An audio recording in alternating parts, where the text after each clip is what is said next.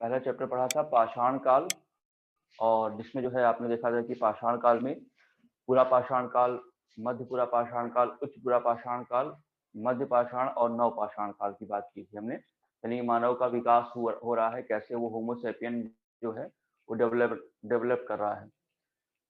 अब आज की क्लास में हम लोग जो है कुछ और चीजों को जोड़ेंगे, और नव पाषाण काल से अगला चैप्टर जो आपको दिखाई पड़ेगा वो है सिंधु घाटी की सभ्यता। तो नव पाषाण काल से सिंधु घाटी की सभ्यता का जो विकास है वो कैसे आपस में लिंक है, उनको हम लोग देखेंगे। और जैसे कि मैंने बोला था कि इतिहास की परिभाषा क्या है, निरंतरता और परिवर्तन के अध्ययन को रेखांकित करना इतिहास है। तो अब नव पाषाण काल से सिंधु घाटी की सभ्यता में क्या परिवर्तन हुए, क्या निरंतरता बनी, और जो भी परिवर्तन हुए उनको हम लोग पॉइंट आउट करेंगे। तो इन सब चीजों के साथ कुछ बेसिक और कॉन्सेप्ट वाली बातें भी देखेंगे, और सिंधु घाटी सभ्यता के जो फैक्चुअल पॉइंट है उनको भी देखेंगे। तो हम लोग अभी स्टार्ट करते हैं। इतिहास में जहां पर कहानी रुकी थी पिछली बार वहीं से शुरू करते हैं, और हम आपको जोड़ते हैं नव पाषाण काल से। तो जो ये नव पाषाण काल था, इसमें आपने देखा था कि इसकी खास बात क्या थी कि यहाँ पर कृषि का आविष्कार हो गया था। तो जो ये कृषि आई है, मानव ने जब पहली बार कृषि यानी कि अन्न का उत्पादन करना सीखा, तो ये जो कृषि है इसके कारण जो है इसे नव पाषाण क्रांति भी कहा गया। यानी कि यहाँ पर कुछ ऐसी बातें हुई जिसके कारण कृषि ने जो है सब कुछ बदल दिया। तो वो जो बदलाव है वो सब हम देखेंगे। और यहाँ पर आप देख सकते हैं कृषि के साथ जुड़ा हुआ है क्या, बर्तन का आविष्कार। बर्तन का आविष्कार, आवश्यकता ही आविष्कार की जननी है, तो यहाँ पर मानव ने बर्तन का आविष्कार किया है। और साथ में कृषि में पशुओं को लगाया गया, यानी कि पशुपालन। इन सब विशेषताओं के कारण जो है यहाँ का मानव जो है खाद्य पदार्थों का उत्पादक कर्ता बन गया। अभी तक केवल वो उपभोक्ता था, अब ये उत्पादक कर्ता बन गया और उसने कुछ डेवलपमेंट किया है। यहाँ पर आपने देखा था कि बर्तनों के लिए आप देख सकते हैं कि चौपानी मांडो एक जगह है, चौपानी मांडो। ये नव पाषाण काल का बहुत ही पुराना बर्तन का साक्ष्य है। यहाँ से बहुत सारे बर्तन मिले हैं। बर्तन को हिस्ट्री में मृद भांड कहते हैं। मृद भांड का मतलब होता है मिट्टी का बर्तन। मृद मतलब मिट्टी, भांड मतलब बर्तन, तो मिट्टी का बर्तन। किताबों में आपको मृद भांड शब्द का उपयोग किया जाएगा। तो चौपानी मांडो है, ठीक। और आपने एक स्थान देखा था मेहरगढ़, जहां से भैंस पालने का साक्ष्य मिला, से भैंस पालन का साक्ष्य, यानी कि ये नव पाषाण काल का स्थल मान सकते हैं, ठीक है। तो यहाँ पर गेहूं, जौ जैसी फसलें आपको दिखाई पड़ेंगी, और ये लोग खजूर का उत्पादन भी करते थे, ठीक। अब देखिए, पहले तो आप ये समझने का प्रयास करिए कि कृषि कैसे प्रभावित करती है आगे मानव के विकास को, और फिर हम सिंधु घाटी की सभ्यता की ओर चलेंगे। उसमें भी हम देखेंगे कि उसकी क्या विशेषता है और ये मानव कैसे वहां पर दिखाई पड़ रहा है वहां पर दिखाई पड़ता है। तो देखिए क्या हुआ कि पहले हम ओवरऑल एक बात समझते हैं कि कृषि का आविष्कार हुआ तो मानव ने भरपेट भोजन किया। कृषि का आविष्कार होने के बाद बहुत सारी मात्रा में जब अन्न का उत्पादन हो गया तो भरपेट भोजन हो गया। उसके बाद जो कुछ भी बचता है उसको उन्होंने कलेक्शन करने के लिए बर्तन बनाए। तो उन्होंने बड़े बड़े बर्तन, बड़े बड़े पात्र बनाए, और उसके अंतर्गत जो भी बचता था अन्न उसके अंदर डालते जाते थे, ठीक। तो कुछ समय के बाद ये भी जो है पूरा फिल हो गया, तो फिर दूसरा बर्तन बनाया, इसमें भी ड्रम में डाल दिया। तो ऐसे करते हुए उन्होंने बहुत सारे बर्तनों का निर्माण किया, और सरप्लस जो एक्स्ट्रा था उसको रख दिया। अब जब ये एक्स्ट्रा के रूप में दिखाई पड़ गया, जब रख दिया, तो अब इनको ये चिंता होने लगी कि इनकी सुरक्षा कैसे की जाए। इनकी सुरक्षा करने के लिए जो मानव था, जो अभी तक अलग अलग रहता था, उसने जो है एक साथ में रहना शुरू किया, यानी कि सामुदायिक जीवन की शुरुआत की। और यहाँ पर हम देख सकते हैं कृषि से कबीला भी जुड़ा हुआ है, कि कृषि के कारण ही कबीले में लोग रहने लगे, क्योंकि सामुदायिक जीवन ऐसे बनता है कि कई लोग एक साथ मिलकर रहते हैं। और इस ड्रम की सुरक्षा करने के लिए उन्होंने कहा कि अब हमें मिलकर रहना होगा और जो भी अन्न का उत्पादन एक्स्ट्रा होगा उसको सुरक्षित रखना है। और इसके लिए कबीले में उन्होंने एक सरदार बना दिया। कबीले का एक सरदार होता था। अब इस सरदार को हम लोग राजा नहीं समझ सकते हैं, क्योंकि ये केवल एक मॉनिटर टाइप का है जिसको इसकी सुरक्षा की जिम्मेदारी दी गई है। और फिर यही कबीला जब ज्यादा उत्पादन करने लगता है तो कई कबीले आपस में मिलकर रहने लगते हैं। अभी तक केवल कुछ लोग मिलकर रहते थे, वो परिवार के रूप में, और जब कई परिवार मिलकर रहने लगे तो उसे कबीला कहने लगे। और जब कई कबीला आपस में मिलकर रहने लगते हैं तो उसे हम लोग जन कहते हैं, जन। और कई मतलब कि कई कबीले मिल रहे हैं तो उसको एक समूह को कलेक्टिव रूप से जन कहा गया। और कई जन जब आपस में मिले तब वहां से बनता है जनपद। तब कई जनपद का निर्माण होता है, और कई जनपद जब मिलते हैं तब बनता है महाजनपद।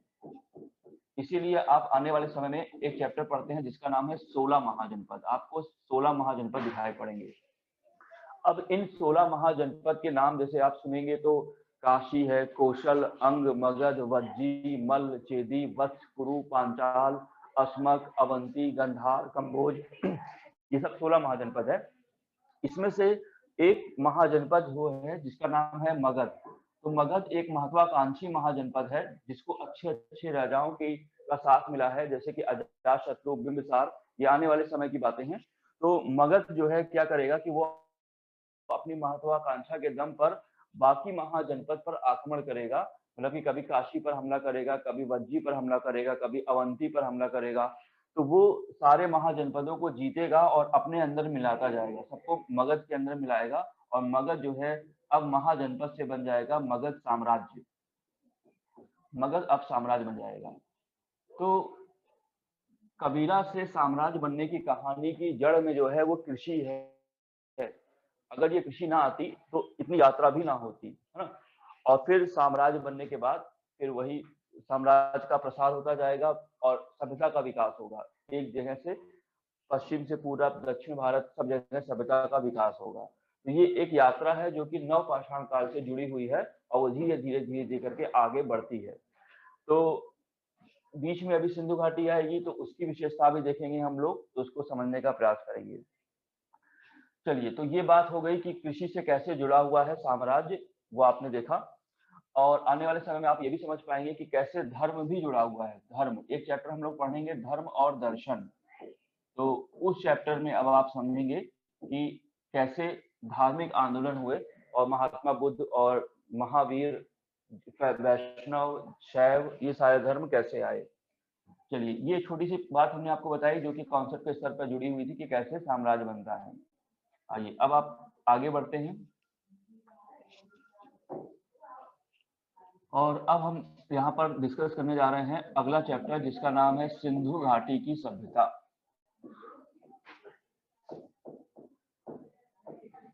सिंधु घाटी की सभ्यता।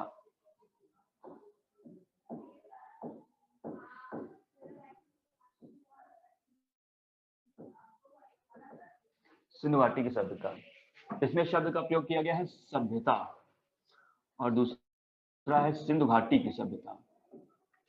तो इसको जो है हड़प्पा सभ्यता भी कहते हैं, सिंधु घाटी की सभ्यता भी कहते हैं। तो ऐसा इसलिए है क्योंकि ये सिंधु नदी के किनारे जो है पनपी थी, सिंधु नदी के किनारे इसका डेवलपमेंट हुआ था, इसलिए सिंधु घाटी है। अब इसमें एक शब्द लगा हुआ है सभ्यता।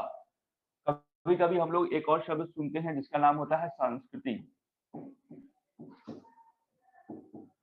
संस्कृति, ठीक है। तो अब ये दो शब्द हैं, सभ्यता और संस्कृति।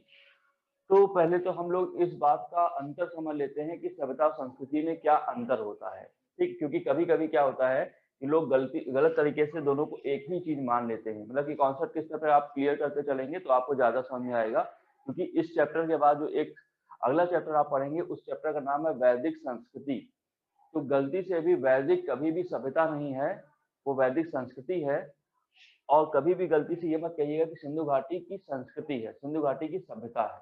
तो ये सभ्यता है और वैदिक संस्कृति है, तो दोनों में अंतर है, इसीलिए ऐसा रखा गया है। तो पढ़ते समय हमें पता होना चाहिए कि सभ्यता के अंतर्गत क्या क्या चीजें आती हैं और संस्कृति के अंतर्गत क्या क्या चीजें आती हैं। इसको समझने के लिए एक छोटा सा एग्जाम्पल हम लेते हैं। जैसे कि मान लीजिए कि हमारा एक पात्र है रामलाल। तो रामलाल जो है अपने एक दोस्त मिश्री लाल के घर में जाता है। तो जब मिश्री लाल के घर में जाता है तो मिश्री लाल कहता है कि अरे भाई मित्र, बहुत दिनों बाद आए, बताओ तुम क्या खाना पीना पसंद करोगे, ठंडा लाऊं कि गर्म लाऊं, क्या खाना पीना पसंद करोगे? तो रामलाल कहता है कि आज मैं बड़ा फुर्सत में हूँ, तुम ठंडा भी लाओ गर्म भी लाओ, मैं सब कुछ खाऊंगा, जाओ। और मिश्री लाल अंदर किचन में चला जाता है। अब रामलाल मिश्री लाल के घर में बैठा हुआ है तो उसने चारों तरफ देखा कि रामलाल के घर में दीवारें जो हैं, दो दीवारें जो हैं येलो कलर में हैं और दो दीवारें जो है ब्लू कलर में हैं। एक पर्दा लगा हुआ है जिस पर चटक फूल कढ़े हुए हैं, मेज रखी हुई है जिसके ऊपर फ्लावर पॉट रखा हुआ है, एक टीवी एलईडी टीवी लगी हुई है।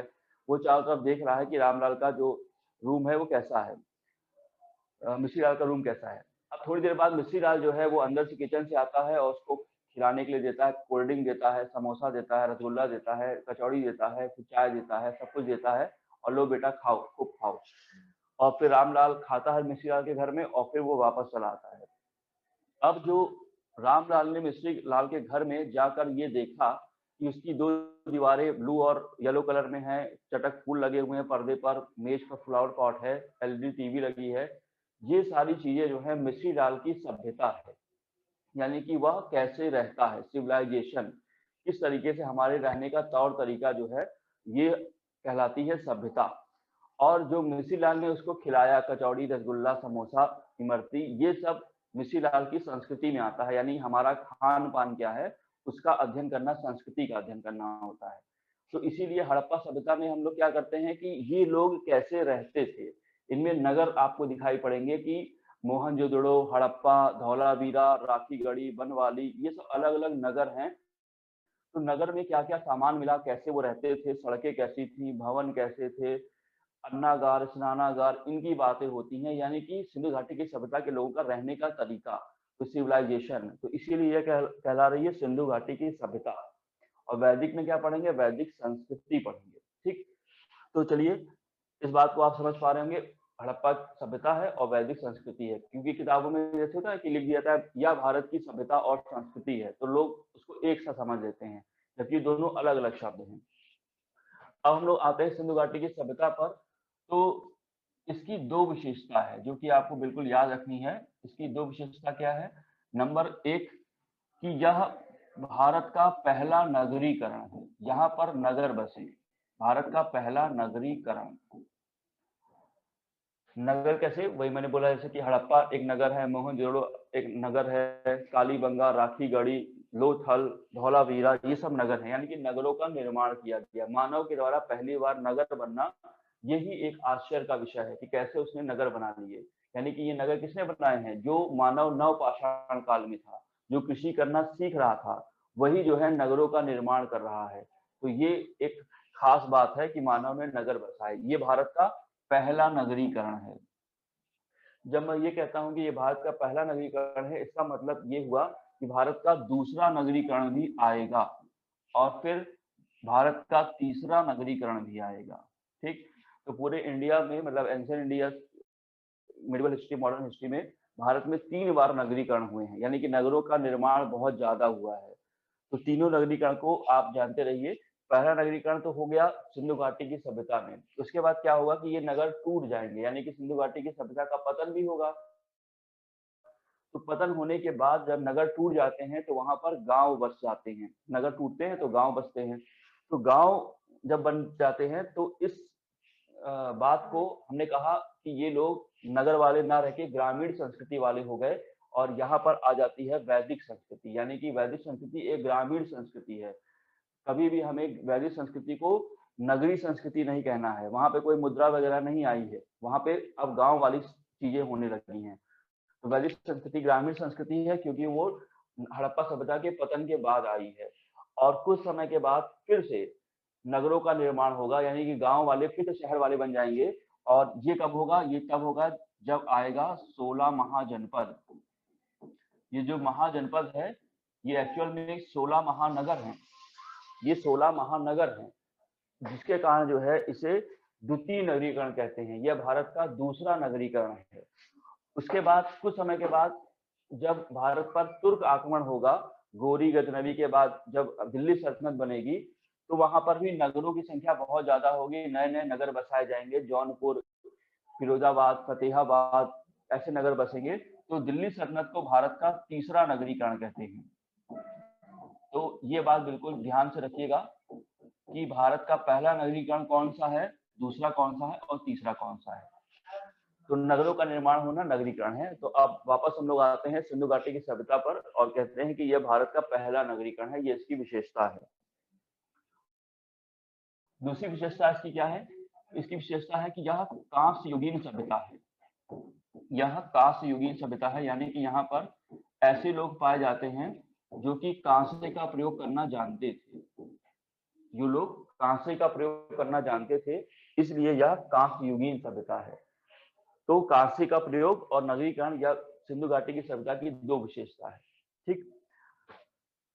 और ये लोग इतना अच्छा नगरीकरण करते थे कि बिल्कुल सुनियोजित तरीके से, यानी कि सड़कें जो होती थी वो बिल्कुल एक दूसरे को समकोण पर काटती थी और मकान बने होते थे और मकानों के बीच में क्या होता था कि गैप होता था, सबके मकान के बीच में गैप होता है क्योंकि ये नगरीकरण है। तो इनके पास जो है जल निकासी की अच्छी व्यवस्था थी, नालियां जो हैं इनके घर से निकलकर सबके घर से निकलकर एक मेन होल में जाती थी और फिर वो, जैसा कि हम लोग इस समय ड्रेन पाइप बनाते हैं, वैसा ही वो सब लोग बनाकर रहते थे। तो यही आश्चर्य का विषय है कि जब उस समय संसाधन नहीं थे तो ये लोग कैसे इतना अच्छा नगर बनाकर चले गए। साथ ही साथ आपको शॉपिंग कॉम्प्लेक्स भी मिलेगा यहाँ पर आपको अंडरग्राउंड मकान भी मिलेंगे, स्टेडियम मिलेगा। तो सब कुछ बहुत वेल तरीके से बनाया गया है, इसीलिए भारत का पहला नगरीकरण जो है वो खास है। दूसरी बात, क्योंकि कांसे का प्रयोग हो रहा है तो कांसे का प्रयोग होना भी जो है खास बात है, क्योंकि इसके पहले भारत में जो है तांबे का प्रयोग होता था। तांबा, भारत की जो धातु है वो पहले तांबा आती है, फिर कांसा आती है और फिर लोहा आती है, लोहा बाद में आएगी। ठीक। तो क्रम में तांबा है, कांसा है, फिर लोहा है। तो तांबे से कांसा बनाने में ये लोग टिन का प्रयोग करते थे। कांसा और टिन जब मिल जाता है, तांबा और टिन मिल जाता है तो कांसा बन जाता है।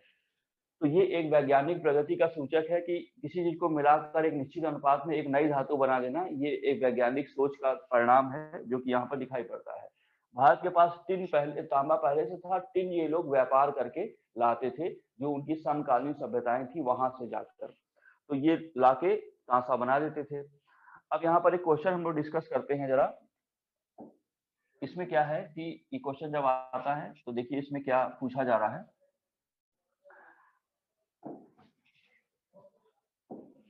क्वेश्चन ये आता है कि सिंधु घाटी की सभ्यता के लोग सबसे ज्यादा किस धातु का प्रयोग करते थे, या किसका प्रयोग करते थे, ऐसा क्वेश्चन आएगा। किसका प्रयोग सबसे ज्यादा जीवन में था। ऑप्शन में आपको दिया जाता है कि सिंधु घाटी की सभ्यता के लोग तांबे का प्रयोग करते थे। दूसरा दिया जाता है कि सिंधु घाटी की सभ्यता के लोग टिन का प्रयोग करते थे। तीसरा, कांसे का प्रयोग करते थे। चौथा, पत्थर का प्रयोग करते थे। ठीक। तो ये आपको चार ऑप्शन दिया जाता है कि सिंधु सभ्यता के लोग सबसे ज्यादा किस चीज का प्रयोग करते थे, सिंधु घाटी के लोग। तो इसमें लोग जो है गलती से ये लगा देते हैं कि कांसा लगाते हैं, क्योंकि ये कांस्य युगीन सभ्यता है, जबकि उत्तर ये गलत हो जाता है। कांसा सही आंसर नहीं होगा, इसका सही आंसर होगा पत्थर का प्रयोग करते थे। ऐसा इसलिए होता है क्योंकि कांसा आना जो है, मैं बार बार बोल रहा हूँ कि सिंधु घाटी की सभ्यता की विशेषता है ना। और यहाँ पूछा जा रहा है कि सबसे ज्यादा जीवन में क्या प्रयोग होता था, तो इस समय पत्थर का ही प्रयोग हो रहा है सबसे ज्यादा, क्योंकि ये अभी अभी मानव जो है पाषाण काल से निकल कर आया है, इसके पास ज्यादातर उपकरण जो है पाषाण या पत्थर के बने हुए हैं।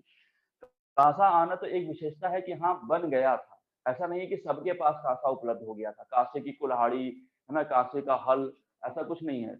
ये लोग पत्थर या लकड़ी के उपकरणों का ही प्रयोग कर रहे हैं, बस कांसा आना एक विशेषता है। जैसे कि मैं कहूँ कि आज के समय में एप्पल का मोबाइल आ गया, तो ये इस समय की विशेषता है 2021 की।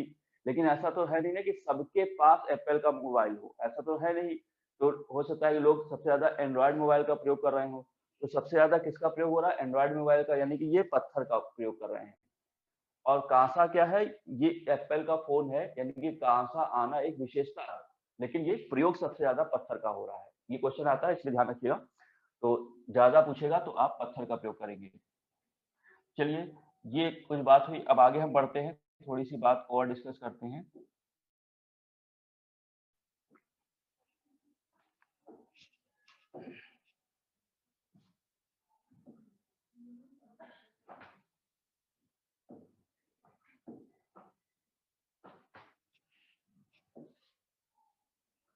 देखिए, जो सिंधु घाटी की सभ्यता है वो भारत में उत्तर पश्चिम भारत पर फैली है। उत्तर पश्चिम भारत में इसका विस्तार है, और ये लगभग लगभग जो है 13 लाख वर्ग किलोमीटर पर फैली है। 13 लाख वर्ग किलोमीटर पर।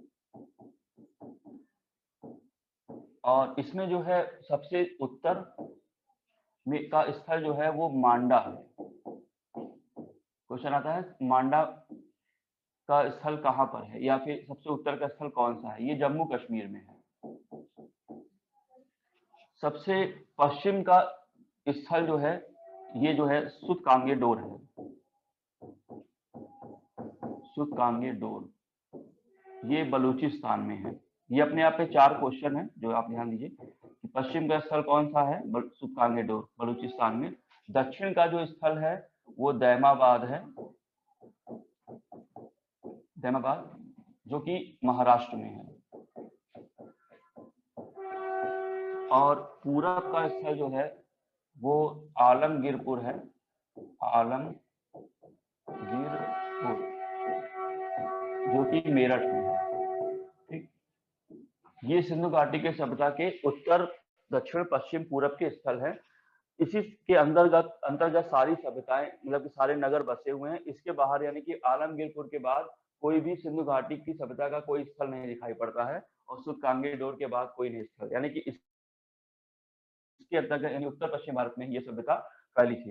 ये सभ्यता जो है सिंधु की सहायक नदी और सिंधु नदी के किनारे ये फैली थी, जैसे झेलम, चेनाब, रावी, सतलज जो आप देखते हैं, तो उन्हीं के सहायता से ये सभ्यता जो है किनारे पर बस गई थी, और यहाँ पर उन्होंने अपना नगर बसाया था। ये सब नगर दिखाई पड़ेंगे आपको।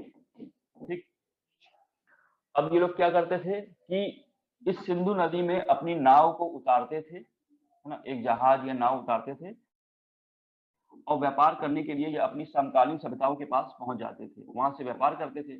अब व्यापार करके यहाँ से वस्तुओं को लाते थे। तो ये जो इस समय व्यापार हो रहा है, वाणिज्य व्यापार हो रहा है, लेकिन ये व्यापार जो है किसी मुद्रा पर आधारित व्यापार नहीं है। यह व्यापार जो है वस्तु विनिमय पर आधारित है, यानी कि बार्टर सिस्टम। नमक के बदले में तेल, तेल के बदले में घी, घी के बदले में चीनी, ऐसा सिस्टम था, क्योंकि इस समय मुद्रा नहीं आई थी। तो सिंधु घाटी की सभ्यता के लोग अपनी समकालीन सभ्यताओं के साथ व्यापार करते थे, और इसीलिए मैंने बोला था कि यहाँ से ये लोग टिन लेकर आते थे। टिन आया, और भारत में तांबा पहले से था, तो इनको उन्होंने कांसा बना लिया। और सबसे ज्यादा ये लोग कपास का उत्पादन करते थे, कपास। तो जब ये लोग जाते थे अपनी सभ्यताओं के पास, तो सिंधु नदी के किनारे से क्योंकि ये लोग आ रहे हैं, तो ये लोग यानी कि ये जैसे मेसोपोटामिया की सभ्यता है या बलूची संस्कृति है, वो लोग कहते थे कि ये सिंडस से आया है। सिंडस, सिंडस का मतलब सिंधु नदी के किनारे वाले लोग आए हैं, तो ये लोग सिंडस से आया है। और सिंडस जो है बिगड़कर बन गया इंडस, और इंडस बिगड़कर बन गया इंडिया। ठीक है, तो हमारा नाम इंडिया ऐसे ही पड़ा क्योंकि हम लोग सिंडस यानी सिंधु वाले जाने जाते थे, और कपास को भी सिंडस बोला जाता था। तो सिंडस से इंडस और इंडस से इंडिया बन जाता है। तो एक तो बात ये हो गई कि कैसे फैले हुए हैं, और ये सभ्यता त्रिभुजाकार आकार में है, दिखाई पड़ती है 13 लाख वर्ग किलोमीटर में। अब क्वेश्चन एक ये बनता है कि सिंधु घाटी की सभ्यता के लोग क्यों भारत के उत्तर पश्चिम भाग पर ही फैले, ये आगे क्यों नहीं गए? मतलब कि ये पूर्वी भारत की ओर क्यों नहीं गए, या दक्षिण भारत की ओर क्यों नहीं गए, ये यहीं पर आकर क्यों रुक गए? मतलब कि आलमगीरपुर के बाद ये आगे क्यों नहीं बढ़ते हैं, यहीं पर रुक जाते हैं? तो उसका रीजन अगर आप देखें, वैज्ञानिक कारण क्या है कि जिस समय की बात हो रही है सिंधु घाटी की सभ्यता का, अगर हम समय डिटरमाइन करेंगे, तो देखिए इसका एक समय जो है कार्बन डेटिंग के अनुसार एक निर्धारित किया गया है, लगभग 2350 ईसा पूर्व से 1750 ईसा पूर्व, ठीक, इसका समय निर्धारित किया गया है। बाकी अलग अलग लोगों ने अलग अलग समय भी बताया है, लेकिन जो मान्य मत है कार्बन डेटिंग के अनुसार, जो पुरातत्व विभाग के द्वारा जो निकाला जाता है, वो ये माना गया है। एनसीईआरटी में 2500 से 1800 दिया है, तो लगभग समय यही है। तो जिस समय की बात हो रही है उस समय भारत में वर्षा बहुत अधिक होती थी, और वर्षा जो है पश्चिम भारत से पूर्व भारत की ओर बढ़ती ही चली जाती थी। जैसे कि मान लीजिए कि यहाँ पर अगर 60 सेंटीमीटर वर्षा हो रही है, तो यहाँ पर 100 सेंटीमीटर वर्षा होगी, और यहाँ पर 120 सेंटीमीटर वर्षा होगी। तो 60 से 100 और 120 सेंटीमीटर, और जहाँ पे वर्षा ज्यादा होती है वहां पर घने जंगल उगते हैं। आपको अभी भी पता होगा कि सबसे ज्यादा वर्षा प्राप्त करने वाला जो भारत का राज्य है अभी भी पूर्वी भारत में ही है, चेरापूंजी, जो मानसी नाम आप कहते हैं। तो जहां वर्षा होती है जंगल, घने जंगल वहां पर होते हैं। तो क्या था कि इस समय लगातार वर्षा ही वर्षा होती रहती थी। आज के समय की तरह नहीं कि वो 15 दिन होती है बाकी वर्षा होती नहीं है, पहले लगातार दिन भर वर्षा होती रहती थी, हमेशा वर्षा। तो उस समय पूरे भारत में, दक्षिण भारत में घने जंगल उगे हुए थे, हर जगह जंगल ही जंगल थे। पूर्वी भारत की ओर जंगल, यहाँ भी जंगल, दक्षिण भारत की ओर। तो जब ये लोग आते हैं भारत में, तो इनके पास कोई संसाधन तो है नहीं, क्योंकि समय देखिए 1750 ईसा पूर्व तक है, तो यानी कि अभी लोहे का आविष्कार नहीं हुआ है। तो लोहा जब नहीं आया है तो लोहे की सहायता से ये लोग जंगल को अभी नहीं काट सकते हैं, इनको बड़ी मुश्किल होगी। इसलिए इन्होंने क्या कहा कि चलो ऐसा करते हैं कि हम सिंधु नदी के किनारे जो कछारी मैदान है उनको ही हम लकड़ी के बने हल से या पत्थर के बने उपकरणों से हम काटते हैं, और यहीं पर जाकर ये लोग बस गए। इन्होंने ज्यादा आगे आने का प्रयास नहीं किया कि हम दक्षिण भारत पहुंच जाएं या पूर्वी भारत की ओर चले जाएं, क्योंकि जंगल को काटना पड़ता है उस समय, और उधर घने जंगल ज्यादा है। तो अपेक्षाकृत इन्होंने कम प्रयास करके यहीं पर अपना बसाहट या निवास को बना लिया और यहाँ पर आकर बस गए। आगे आने वाले समय में जब लोहे का आविष्कार हो जाएगा, वैदिक संस्कृति के समय में 1000 ईसा पूर्व में लोहा आता है। तो 1000 ईसा पूर्व में लोहे के आने के बाद और अग्नि की सहायता से ये लोग क्या करेंगे कि जंगल को जलाएंगे और साथ ही साथ जंगल को लोहे के उपकरणों से काटना शुरू करेंगे, और आर्य संस्कृति का प्रसार जो है अब पश्चिम भारत से धीरे धीरे बढ़ेगा और वो पूरब की ओर आ जाएगा। क्योंकि अभी मैंने आपसे क्या बोला कि मगध जो है साम्राज्य बनता है, और मगध कहाँ पर है, वो पूर्वी भारत में है, क्योंकि अब ये धीरे धीरे विकास करके पूरब तक पहुंच गए थे। 16 महाजनपद आप देखेंगे, काशी, कौशल, अंग, मगध, वज्जी, ये सब कहाँ पर है, ये सब पूर्वी भारत में है। तो इसीलिए सिंधु घाटी की सभ्यता के लोग अभी तो यहाँ पर बसे हुए हैं, लेकिन संस्कृति का प्रसार धीमे धीमे होगा जब लोहा आ जाएगा और वो पूर्वी भारत की ओर भी दिखाई पड़ेंगे। तो इस बात का आंसर ये बनता है कि क्यों ये लोग उत्तर पश्चिम भारत में ही सीमित रह गए। चलिए, कुछ बातें आपने देखी, अब आगे हम लोग और बढ़ते हैं, इनके बारे में डिस्कस करते हैं।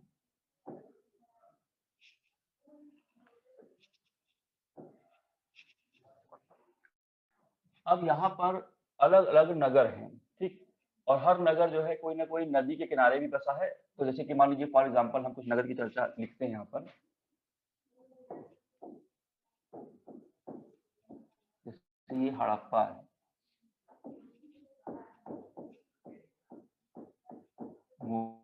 मोहनजोदड़ो,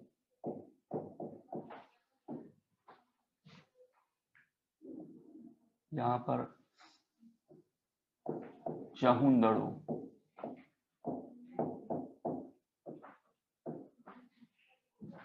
लोथल,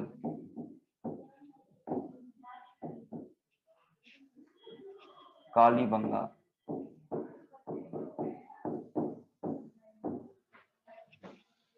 धौलावीरा,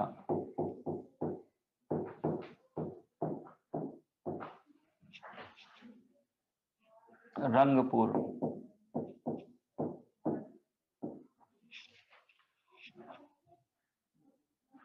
रंगपुर के साथ आप लिख सकते हैं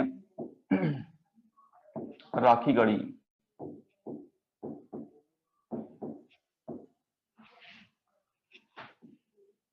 सुरकोटदा,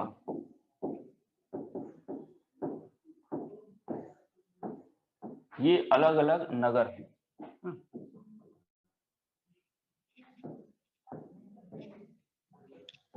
अब क्या है कि यहाँ पर आपकी भूमिका क्या है, स्टूडेंट की भूमिका क्या होती है कि वह इन नगरों में प्रवेश करे क्योंकि हमारा उद्देश्य क्या है कि इन सभ्यता के लोगों के बारे में जानना कि ये किस सिविलाइजेशन तरीके से रहते हैं, किस तरीके का इनका नगरीकरण है और इनके जीवन में क्या क्या चीजें महत्वपूर्ण हैं।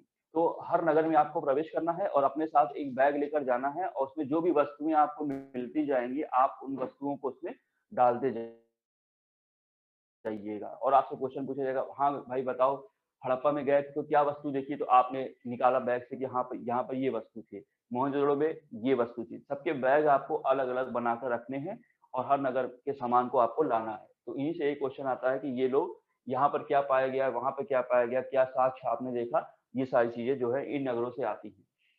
अब हम आपको कुछ चीजें बता देंगे कि इसमें क्या क्या मिला है जो खास जिनसे क्वेश्चन आता है।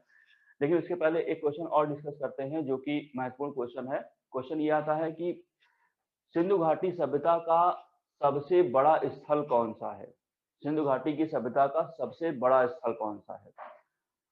और जब आप ये याद करके जाएंगे तब ये क्वेश्चन नहीं आएगा। तब क्वेश्चन क्या आ जाएगा, सिंधु घाटी की सभ्यता में भारत का सबसे बड़ा स्थल कौन सा है? सिंधु घाटी की सभ्यता का भारत का सबसे बड़ा स्थल कौन सा है? दोनों क्वेश्चन में अंतर है। एक में सिंधु घाटी की सभ्यता का सबसे बड़ा स्थल पूछ रहा है और एक में भारत का सबसे बड़ा स्थल पूछ रहा है। और फिर आप ये याद करके जाएंगे तब ये क्वेश्चन नहीं आएगा। तब क्वेश्चन क्या आएगा, सिंधु घाटी की सभ्यता का भारत में सबसे दूसरे नंबर का बड़ा स्थल कौन सा है? तो ये एक तरीके से मैं कहना चाहता हूँ कि आपको एक क्रम पता होना चाहिए कि बड़ा छोटा कौन सा है। तो इसकी बात करें तो यहाँ पर हम ये देख सकते हैं कि आप देखिए नंबर 1 एक नाम याद रखिएगा, मोहनजोदड़ो। दूसरा गनेरीवाल। तीसरा राखीगढ़ी, ये जो हरियाणा में है ये राखीगढ़ी। और चौथा जो है धौलावीरा। ठीक, धौलावीरा।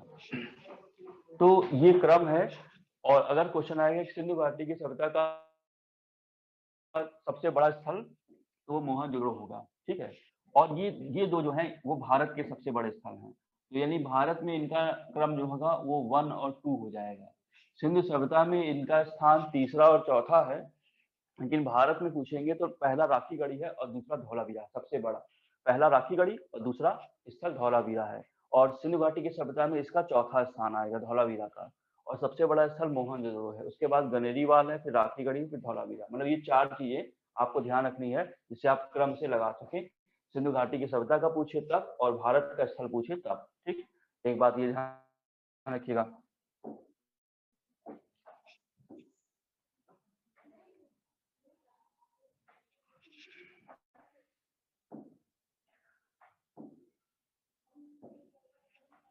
अब देखिए यहाँ पर आप नगरों में प्रवेश करेंगे और नगर में प्रवेश करने पर जो जो चीजें आपको दिखाई पड़ती हैं वो आप देखेंगे। कुछ चीजें हम बताते हैं। जैसे कि हड़प्पा सभ्यता है। हड़प्पा सभ्यता की बात करें तो इसकी खोज जो है, यहाँ पर व्यक्ति का नाम है दयाराम साहनी। दयाराम साहनी ने की थी। और ये जो है रावी नदी के किनारे स्थित है। रावी नदी के किनारे हड़प्पा स्थित है। यहाँ पर जो कुछ वस्तुएं मिलती हैं उनके बारे में देखिए तो यहाँ पर एक विशाल जो है स्नानागार मिलता है। विशाल स्नानागार।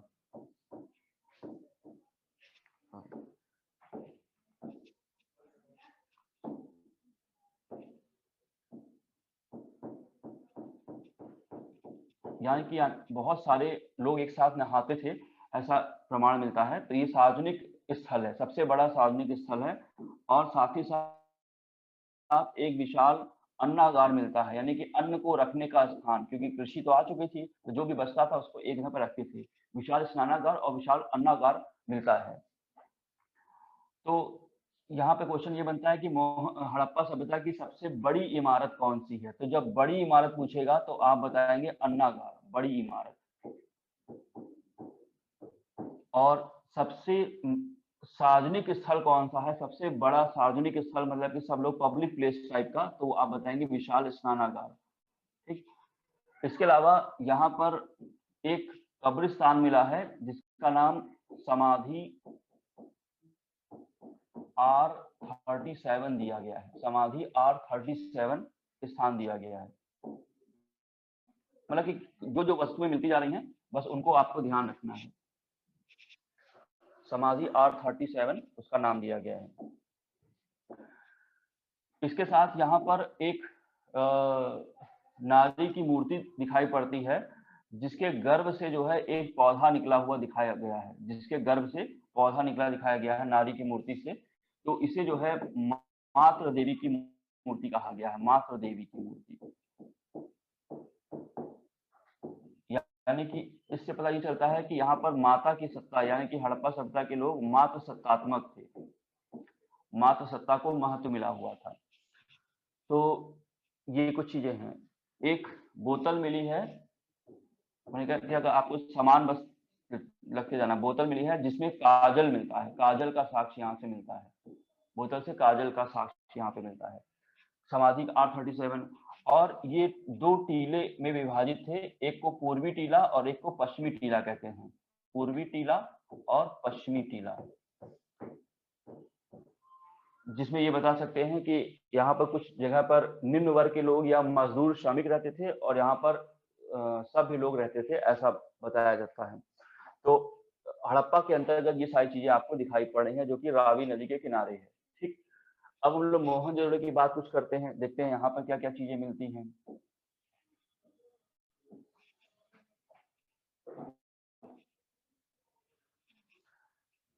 हर स्थल से कोई ना कोई चीज आपको मिलेगी, उसको आपको रखना है बैठाकर दिमाग में। तो देखिए, पहली बात तो मोहनजोदड़ो का एक शाब्दिक अर्थ भी निकाला गया है, जिसका अर्थ होता है मृतकों का टीला। मृतकों का टीला, क्वेश्चन आता है मोहनजोदड़ो का अर्थ क्या होता है, मृतकों का टीला। जिसका नाम का अर्थ मिला है वो मैं आपको बता देता हूँ, मृतकों का टीला।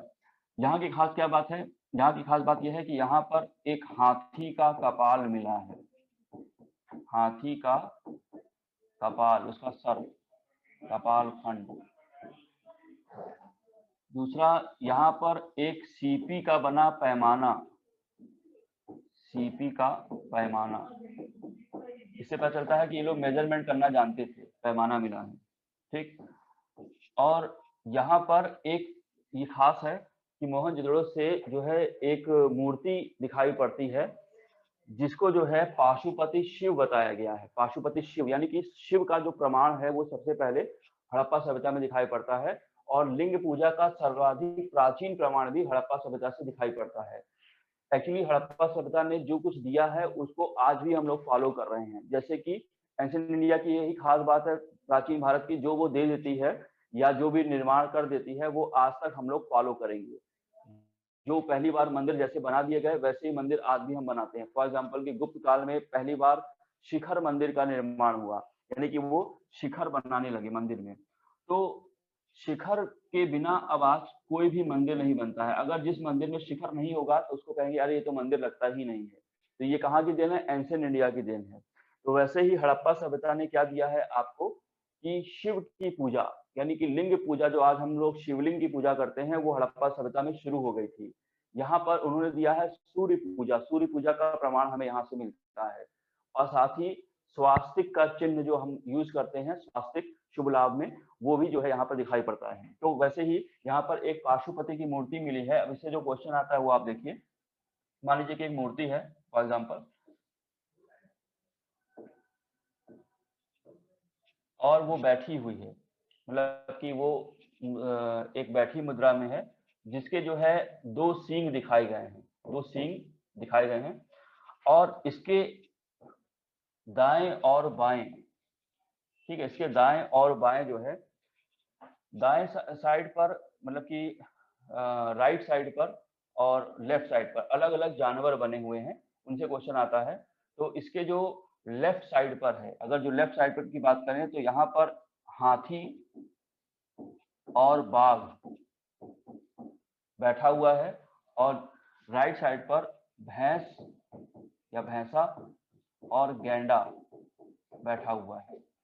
ठीक, और सामने की साइड में जब इसके फ्रंट पर दो हिरन बने हुए हैं, हिरन, तो हिरन का साक्ष्य मिलता है। ठीक, तो ये पूछ लेता है कि इसको पाशुपति शिव कहा गया है, पाशुपति, इसे पाशुपति, ये कहाँ से मिली है, मोहनजोदड़ो से मिली है। तो पूछ लेते हैं कि दाएं बाएं कौन जानवर है, या केवल बाएं का पूछ लेगा, ये सामने कौन बैठा है, सामने आप बताएंगे हिरन बैठा हुआ है। तो ये मोहनजोदड़ो की खास बात है। तो इस तरीके से ये शिव की पूजा या मोहनजोदड़ो से ये चीजें मिलती हैं, इनको आप ध्यान में रखेंगे कि कहाँ से ये चीजें मिली हैं। और ये लोग क्या करते थे, प्राकृतिक शक्तियों की पूजा करते थे। मतलब कि ये लोग प्रकृति से डरते थे, जैसे कि बिजली चमक गई या वर्षा हो रही है ना, तो ऐसी चीजों को, या वृक्षों की पूजा, या पशुओं की पूजा, जैसे कि सांप का जो प्रमाण है कि सांप सर्प पूजा जो आई है वो भी यहाँ से आई है। वृक्षों में पीपल, नीम, बबूल, इन सब की पूजा करते थे। तो क्योंकि इस समय अभी कर्म कांड नहीं आया था, कर्म कांड वैदिक काल में आएगा, तो इसलिए ये लोग अभी कोई यज्ञ नहीं करते हैं। उपासना का जो उद्देश्य है वो इहलौकिक नहीं है। इहलौकिक का मतलब कि सॉरी, पारलौकिक नहीं है। पारलौकिक का मतलब कि अगले जन्म में क्या होगा, या हम ऊपर जाएंगे तो स्वर्ग मिलेगा या नरक मिलेगा, इसकी चिंता इनको नहीं है। इनका उद्देश्य, प्रार्थना का उद्देश्य जो है वो इहलौकिक है, यानी कि इस लोक में हमें क्या मिलेगा। तो वो लोग छोटी छोटी चीजों की उपासना, छोटी छोटी बातों के लिए वो लोग पूजा करते थे। तो ये हड़प्पा सभ्यता में, मोहनजोदड़ो में ये चीजें मिली हुई हैं, इनको ध्यान रखिएगा। आगे हम लोग बढ़ते हैं।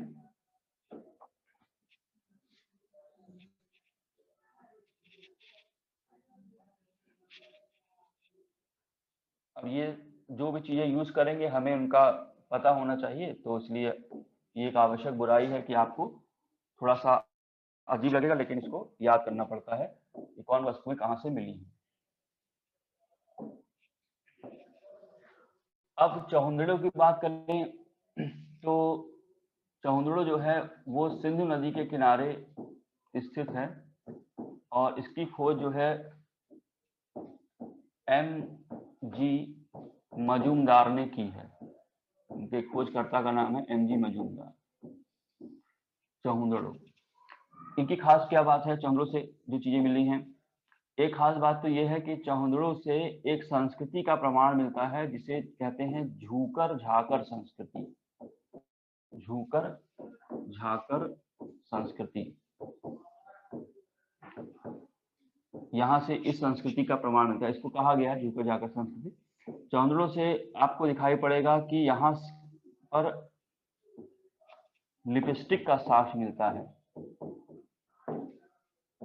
लिपस्टिक का प्रयोग ये लोग करना जानते थे, लिपस्टिक का साक्ष्य मिलता है। और साथ ही साथ यहाँ पर आपको बिल्ली का पीछा करते हुए, बिल्ली का, ये क्वेश्चन आता है, बिल्ली का पीछा करते हुए कुत्ते का पदचिन्ह मिलता है। कुत्ते का पदचिन्ह, यानी कि आप कह सकते हैं कि इस समय बिल्ली कुत्ते का भी महत्व था। और लिपस्टिक का साक्ष्य मिलता है, ये भी बात है कि, और हड़प्पा में आप जाएंगे तो अभी मैं बोल रहा था कि काजल का साक्ष्य मिला है। इन लोगों के पास कांसे का दर्पण होता था, कांसा जो इनके पास आ ही गया था, तो उसको ये लोग इतना पॉलिश करते थे, इतना ज्यादा उसको चमकाते थे कि उसमें व्यक्ति का चेहरा दिखाई पड़ने लगता था। क्योंकि ये लोग आवश्यकता आविष्कार की जननी होती है मनुष्य के लिए, तो वो जैसे भी हो सकता था उसका आविष्कार करने का प्रयास करते थे। और लिपस्टिक का साक्ष्य भी आपको बताता है, पहले भी पता चलता है कि मनुष्य जो है फैशन का सुचालक था और पढ़ाई का कुचालक था। तो देखिए यहाँ भी अभी फैशन हो रहा है, तो लिपस्टिक का साक्ष्य आपको चौहुंदड़ो से दिखाई पड़ेगा। तो जहां भी जो चीजें मिलती हैं उनको आप ध्यान देते चलिए। तो क्वेश्चन आता है झूकर झाकर संस्कृति का साक्ष्य कहाँ से मिला, तो चौहुंदड़ो से आप दिखाएंगे। ठीक, सिंधु नदी के किनारे में।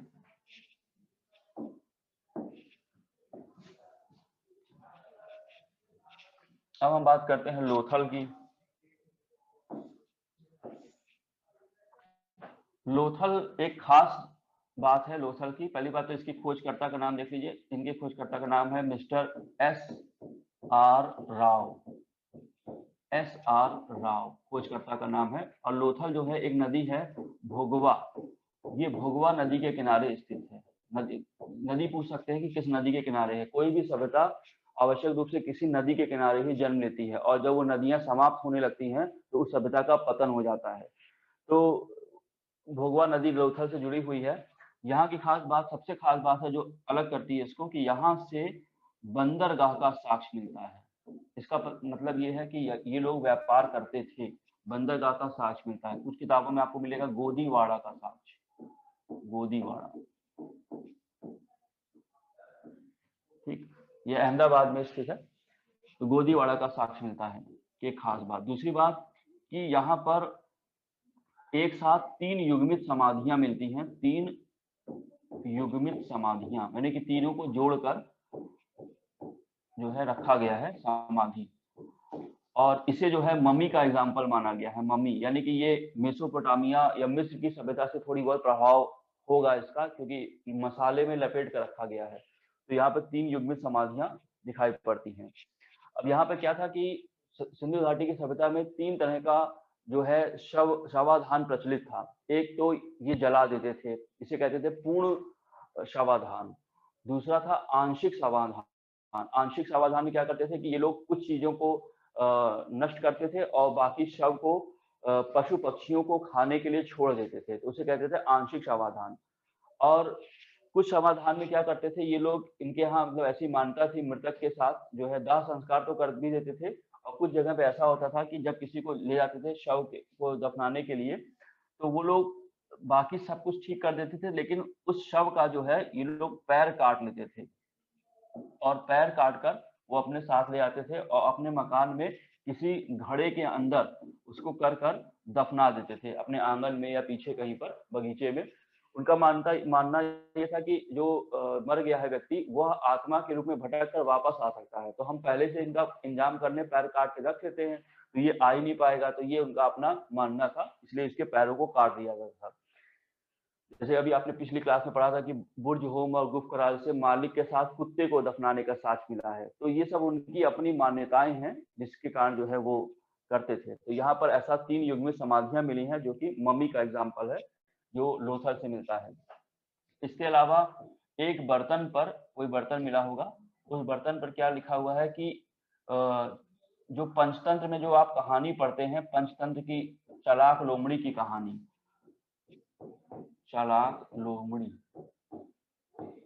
उस कहानी का अंकन हुआ है, लोमड़ी का अंकन हुआ है। अब आप ये मत सोचिए कि पंचतंत्र बाद में लिखा गया, वहां पे कैसे पहुंच गया, तो ये हम लोगों ने जोड़ा है ऐसा, मतलब कि उस बर्तन है उस पर, जैसे कि हम लोग आज कोई सुराही लेते हैं, घड़ा लेते हैं, तो उस पर क्या किया जाता है कि कुछ बीच में चित्रकारी कर दी जाती है, कुछ बना दिया जाता है, फूल पत्ती, तो वैसे ही उन्होंने लोमड़ी की जो का अंकन है या वहाँ के जो जानवर है उनका अंकन कर दिया है। तो हम लोगों ने ऐसा मान लिया है कि ये लोमड़ी की कहानी से कुछ मिलता जुलता है, इसलिए इसको ये नाम दे दिया गया कि पंचतंत्र की चालाक लोमड़ी की कहानी। तो ये क्वेश्चन आएगा कि लोमड़ी की कहानी का अंकन कहाँ पे है, तो आप बताएंगे लोथल में। बंदरगाह कहाँ पर है, लोथल में है। समाधि कहाँ पर है, लोथल में है। और इसकी खास बात यह है कि यहाँ पर फारस की बेलनाकार मुहरें मिली हैं, फारस की बेलनाकार मुहरें।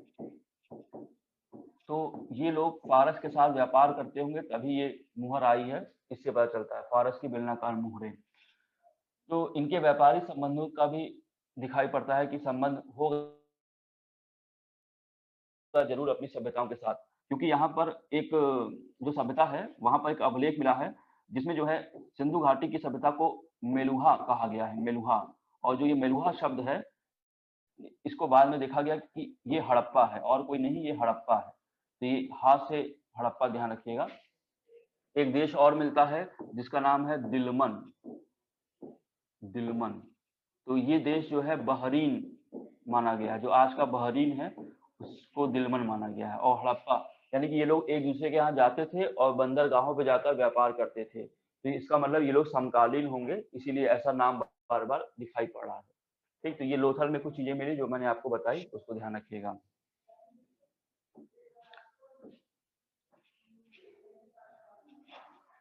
चलिए,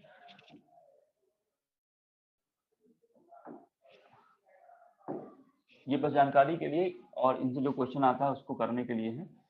और अब देखिए, जैसे कि एक स्थल है रंगपुर,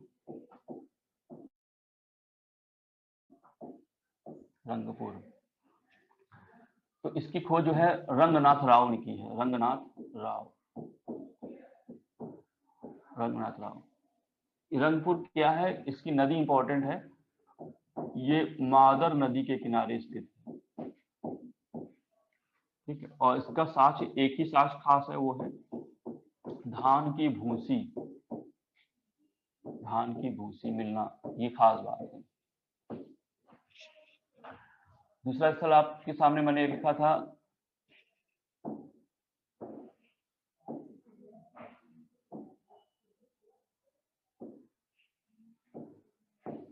सुरकोटदा, सुरकोटदा, ठीक। इसकी खोज जगपति जोशी ने की है।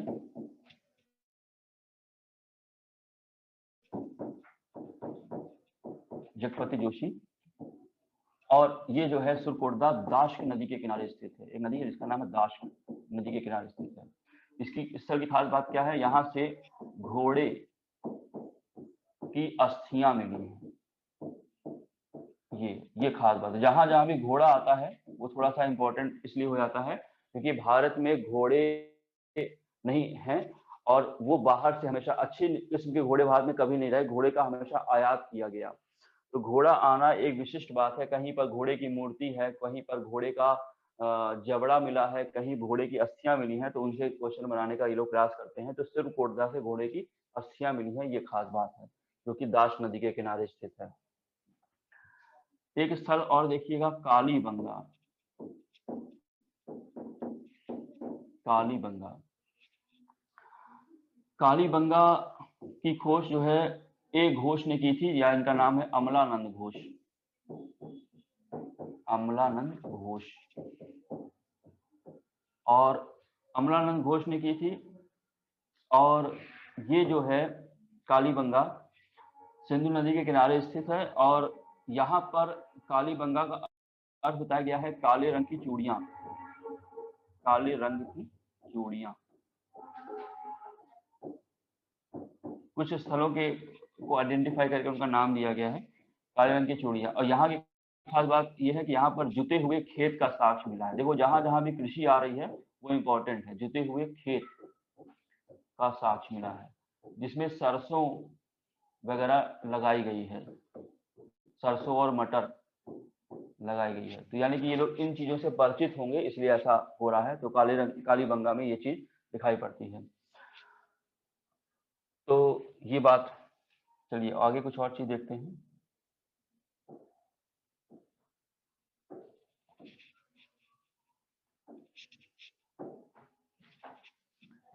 एक स्थल और देख लीजिए जिसका नाम है धौलावीरा।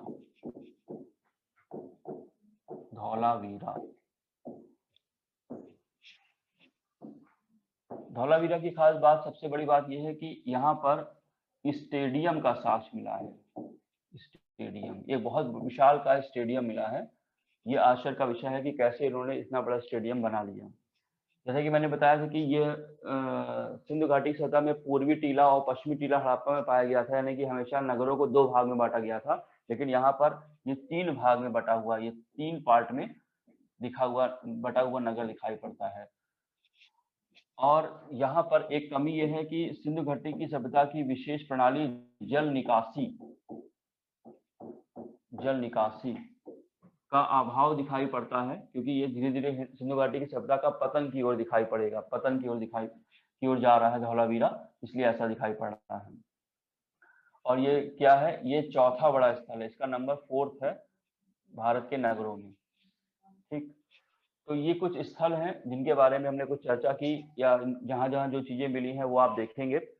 अब ये सारी चीजें बहुत अच्छे से चल रही थी। अब देखने वाली बात ये हो गई है कि इस सभ्यता का पतन कैसे हो गया है। एक टॉपिक ये भी बनता है सिंधु घाटी की सभ्यता का पतन। अब सिंधु घाटी की सभ्यता का पतन की बात अगर करें तो इसमें कई चीजें हैं कि कैसे पतन हो गया। कई विद्वानों ने बताया है कि कोई कहता है ये बाढ़ के कारण हो गया, कोई कहता है जलवायु परिवर्तन के कारण हो गया, कोई कहता है कि भूतात्विक परिवर्तन हो गए। तो बहुत सारे अलग अलग लोगों ने अलग अलग बातें कही हैं। तो लेकिन असली बात क्या है, सच्चाई क्या है, ऐसा नहीं है कि क्या हुआ कि एक दिन बाढ़ आ गई, सब कुछ बह के चला गया, या सिंधु घाटी की सभ्यता के लोग खत्म हो गए, ऐसा नहीं है।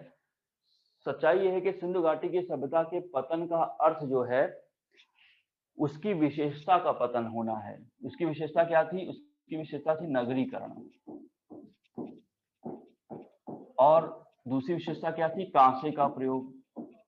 तो अब ये लोग क्या करने लगे कि मकानों को, जो बहुत बढ़िया मकान वेल तरीके से बने थे, वो अब गड़बड़ होने लगे। कोई भी मकान अब आपस में सटा कर बनाने लगे, जगह ही नहीं है, गैप नहीं है, नालियां किसी के घर से होते हुए चली जा रही हैं। यानी कि अब बेतरतीब तरीके से मकानों में कच्ची ईंटों की जगह पक्की ईंटों की जगह कच्ची ईंटों का प्रयोग करने लगे। तो ये पतन की ओर दृष्टिगत होती है कि यहाँ के लोग जो है अब अच्छे तरीके से मकान नहीं बना रहे हैं और कोई भी कैसे भी मकान बना दे रहा है। तो ये ऐसा कहाँ होता है? ऐसा गाँव में होता है कि कोई मकान कैसे भी लगा के बना देता है। तो एक अच्छा आर्किटेक्ट ना होने के कारण ये कहा गया कि नगरीकरण खराब हो गया या खत्म हो गया। दूसरा, व्यापार में जो नदियां थी, वो जब नदियां सूख जाती हैं तो ये लोग व्यापार करने के लिए जा नहीं पाते हैं। तो जो टिन आ रहा था कांसे में, वो आना बंद हो गया और कांसे से टिन निकल गया और अब ये लोग वापस तांबे वाले बन गए, यानी कि तांबे का प्रयोग करने वाले। यानी कि अब ताम्रयुगीन सभ्यता भी आपको दिखाई पड़ेगी, इसीलिए तांबे का प्रयोग करने वाले लोग, है ना। तो ये इसकी विशेषता का पतन होना ही सिंधु घाटी की सभ्यता का पतन है। जैसे कि मान लीजिए एक सिंगर है लता मंगेशकर। लता मंगेशकर जो है अच्छा गाना गाती हैं। अब वो आज से गाना गाना बंद करके वो डांस सिखाना शुरू कर दे, डांसिंग टीचर बन जाए, तो कहा जाएगा कि लता मंगेशकर का पतन हो गया। इसका मतलब ये नहीं कि वो कहीं चली गई, इसका मतलब ये हो कि उनकी विशेषता जो सिंगिंग थी उनका पतन हो गया। तो वैसे ही सिंधु घाटी की सभ्यता का मतलब नगरीकरण का खत्म हो जाना, क्योंकि इसी के बाद मैंने बोला ना कि नगर खत्म हो गया तो गांव आ जाते हैं। तो इसीलिए इसके बाद आप पढ़ते हैं संस्कृति जिसका नाम है वैदिक संस्कृति, और वो ग्रामीण संस्कृति है। इसका एग्जाम्पल, इसका बिल्कुल स्पष्ट प्रमाण है कि वो ग्रामीण संस्कृति है।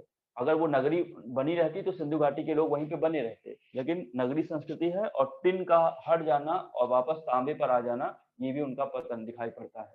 कारण अलग अलग हो सकते हैं, अलग अलग विद्वानों ने बोला है, लेकिन सच्चाई यही है कि उसकी विशेषता का पतन होना। जैसे कि मान लो जॉन मार्शल है, एक विद्वान है, उन्होंने बोला है कि बाढ़ के कारण, तो बाढ़ के कारण क्या हुआ होगा कि नगरों का निर्माण जो है खराब हो गया होगा, है ना। एक है मैके और SR राव, जिन्होंने रिसर्च की है, SR राव। उन्होंने बोला है प्रशासनिक शिथिलता, यानी कि वहां का जो प्रशासन था वो खराब हो गया।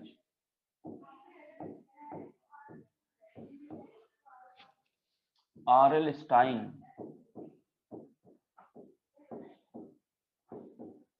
एक विद्वान है RL स्टाइन, इन्होंने कहा है कि जलवायु परिवर्तन हो गया,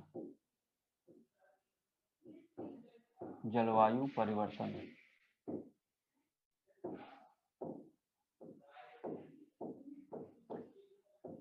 तो इन सब के कारण क्या हुआ, मतलब ये जो कारण बनते हैं इनके कारण क्या हुआ कि कांसे का प्रयोग होना बंद हो गया और नगरों का पतन हो गया। इसे ही कहते हैं सिंधु घाटी की सभ्यता का पतन होना। और खास तौर से नदियां, हर सभ्यता, हर नगर किसी नदी के किनारे ही बसा हुआ था और वो नदियां सूख गई और अब इन लोगों को जो नदी मिलती थी, जिसके कारण ये अपनी नाव को उतार कर व्यापार करने के लिए पहुंच जाते थे अपनी समकालीन सभ्यताओं में, वो व्यापार का पतन हो गया। अब व्यापार नहीं करने जा पा रहे हैं और जो चीजें आती थी वो आना बंद हो गई और फिर उसके कारण यहाँ पर ऐसी व्यवस्थाएं होने लगी कि अब ये गांव की ओर चले गए या फिर ग्रामीण संस्कृति बना देते हैं। ठीक, कुछ लोगों ने जैसे मार्टिवल और ह्यूलर है, नाम है उनका, उन्होंने कहा है कि आर्यों का आक्रमण हुआ था। तो आर्यों के आक्रमण का प्रमाण दिया गया कि आर्यों ने आक्रमण करके सिंधु घाटी को नष्ट कर दिया। ये एक यूरोपीय मत है जो दिया जाता है, लेकिन बाद में भारतीय विद्वानों ने इसका खंडन किया और कहा कि मार्टिवल व्हीलर इस आधार पर कह रहे हैं क्योंकि यहाँ से तलवार मिलती है, ऐसा बताया उन्होंने। तो तलवार मिलने का कारण ये नहीं होता है कि कोई युद्ध हुआ होगा, क्योंकि तलवार के साथ इनको ढाल भी मिलनी चाहिए। जब ढाल मिलती है तब कहते हैं कि युद्ध हुआ होगा। तलवार का उपयोग क्या कर सकते थे कि ये जंगल को काटने या किसी प्रकार की झाड़ी वगैरह को हटाने के लिए यूज कर सकते हैं। तो मार्टिन व्हीलर का कि आर्यों का आक्रमण हुआ था, ये मत खंडित हो चुका है और उसके लिए अलग अलग कारण जो मैंने बोले ये बताए गए हैं। और विशेषता का पतन होना, ये सिंधु घाटी की सभ्यता का पतन है। तो आज हम लोग यहाँ पर इतना ही करते हैं और कल हम लोग नेक्स्ट टाइम पर जब आएंगे तो वैदिक संस्कृति की ओर चलेंगे और वहां पर देखेंगे क्या परिवर्तनों ने जन्म दिया, जो कि अभी यात्रा है जो कि आपको साम्राज्य की ओर ले जाएगी। और फिर एक सम्राट आएगा बिंबिसार, जो कि तलवार उठाएगा और फिर वो पूरे मगध को लेकर पाटलिपुत्र और सब जगह पर साम्राज्य का प्रसार करेगा। तो तो तब तक अभी मानव का विकास धीमे-धीमे होगा, इसको आप लोग थोड़ा समझने का प्रयास करें। ठीक है? Wish you all the best और थैंक यू।